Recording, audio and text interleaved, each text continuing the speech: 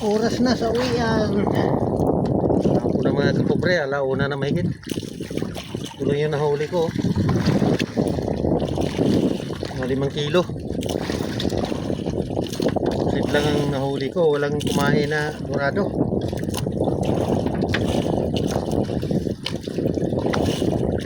Okay na rin ito. Buti na lang kumalma yung alon. Kaninang umaga, lalaki ng alon.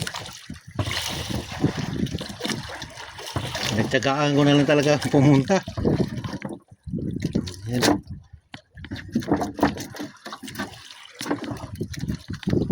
Kapit pa yung galamay.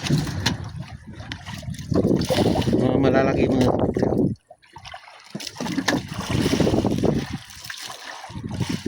4 na piraso yata ito. Malalaki.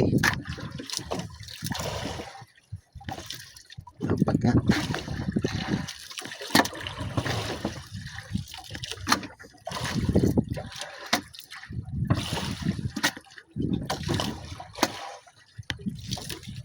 Kala ko hindi titigil yung alon kanina.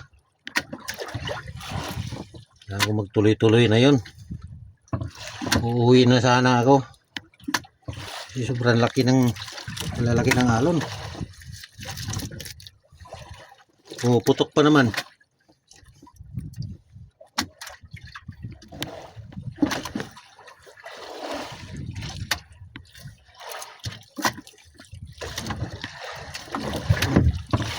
Ang ulam na ito. Kaunti lang yung reject ko. Ito lang, mga 5 kilo yan.